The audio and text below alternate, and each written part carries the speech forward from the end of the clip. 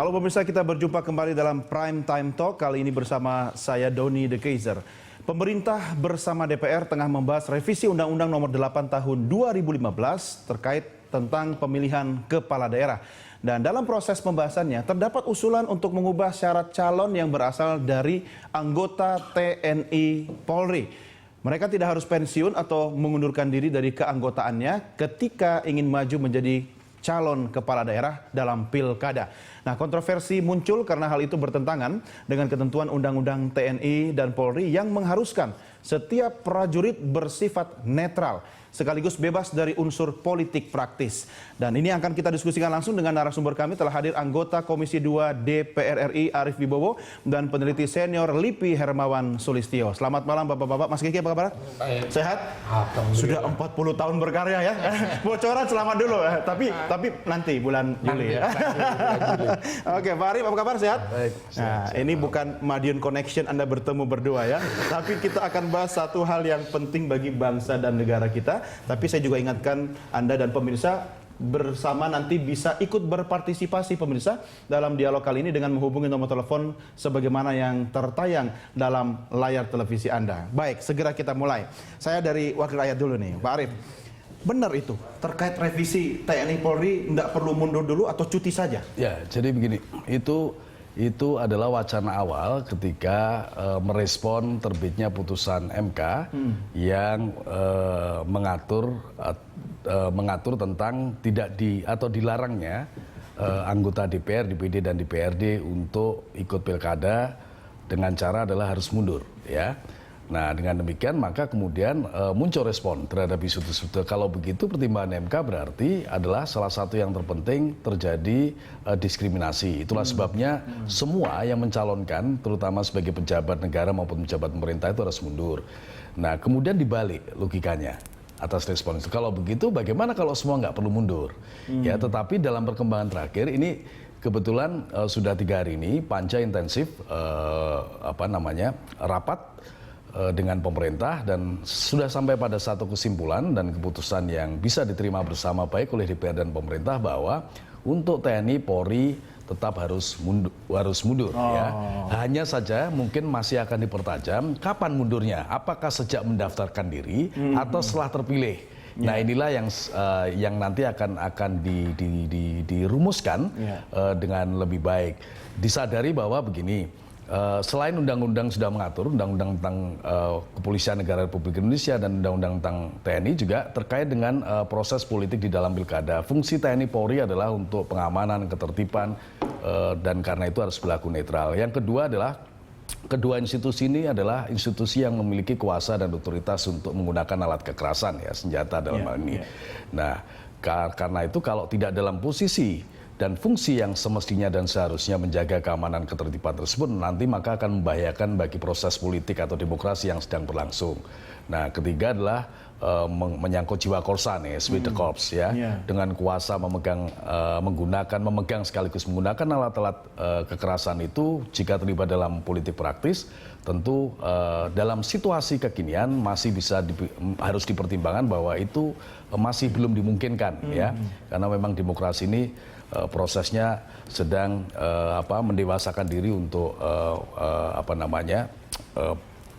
untuk lebih tertata dan lebih teratur begitu. Nah, ya, tapi prinsipnya adalah sudah diputuskan oleh DPR dan pemerintah, ya, tidak boleh terlibat politik praktis. Oke. Jadi harus mundur ya. Harus mundur. Nah, ya. Mundurnya itu kapan? Ya. Ini yang belum final gitu kan? Ada tafsir yang berbeda. Misalnya di Undang-Undang TNI itu ada yang menafsirkan bahwa sejak menduduki jabatan, ya misalnya sebagai seorang TNI, dilantik, calon ya, menjadi calon kepala daerah, kemudian setelah terpilih baru mundur.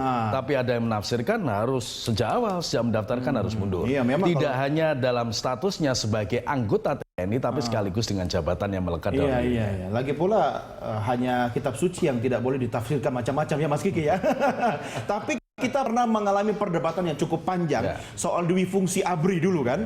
Apakah ini semacam deja vu gitu, berulang lagi proses ini saya kaitkan begini Mas Kiki. Ini proses pembelajaran kita menjadi bangsa yang lebih demokratis begitu kan? Melibatkan TNI Polri juga bagian dari demokrasi sebenarnya. Tapi apakah ranahnya sudah sesuai sekarang perdebatan soal itu?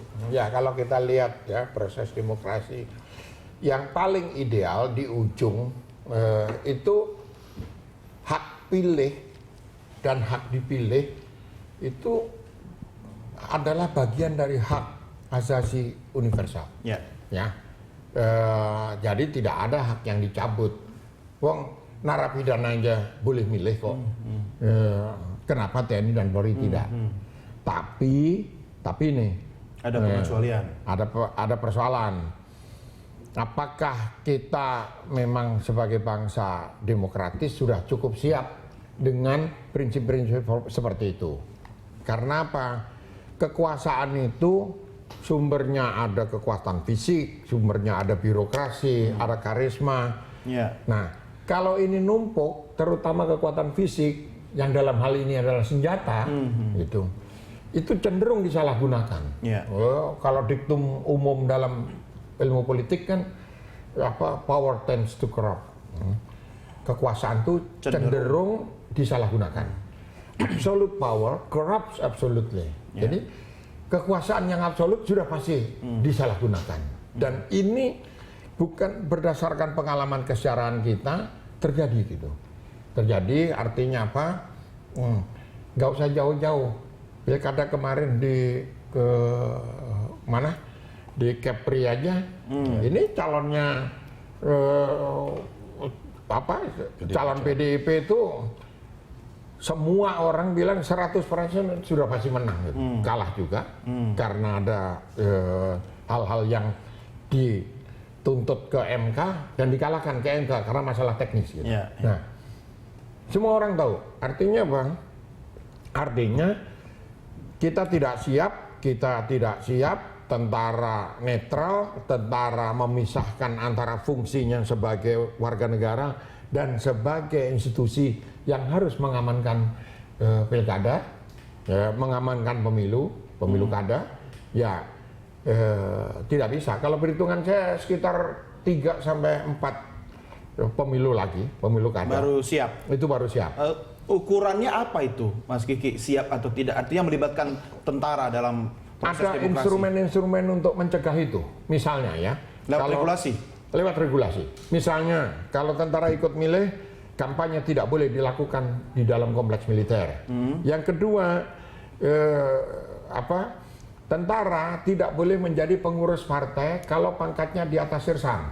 Kenapa? Karena dia dalam posisi bisa memerintah gitu.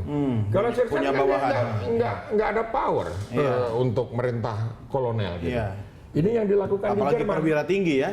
yang Tapi kan yang namanya militer ya, Pak Arief, ini kan tentara ini kan satu atas komandan bilang A sampai ke prajurit itu kan bisa A begitu kan. Itu yang membedakan kita tentara dengan masyarakat sipil. Begitu juga. Ini di Jerman tuh tentara boleh bikin partai.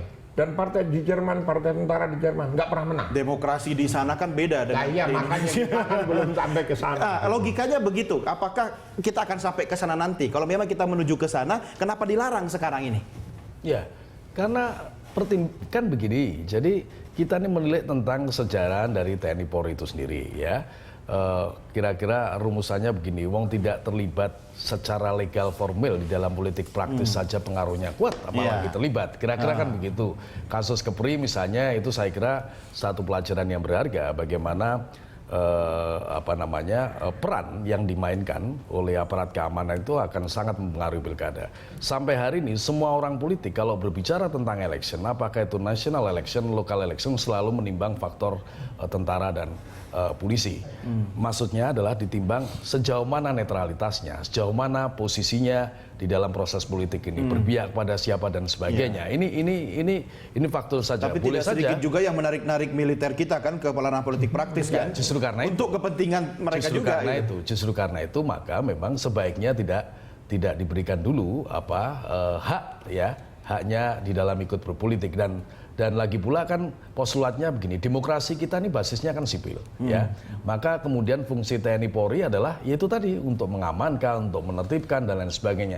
Kita bisa bayangkan dalam pilkada misalnya kalau terjadi konflik yang keras, sementara ya ada TNI atau Polri yang terlibat sebagai kontestan, mau di mana posisinya? Ya, jangan-jangan malah akan memperkeras, mempertajam konflik. Ya, nah ini yang saya kira manfaatnya bagi kemaslahatan rakyat kita menjadi terredusir. Jadi sebaiknya memang belum bisa ditempatkan di dalam keterlibatannya dalam proses politik demokrasi kita dalam posisi yang aktif. Baik, Bapak-Bapak, kita break dulu, kita lanjutkan di segmen berikutnya. Dan pemirsa, kembali saya ingatkan Anda nanti bisa berpartisipasi, Anda bisa melayangkan pertanyaan atau komentar terkait topik diskusi kita malam ini. Kami segera kembali sesaat lagi.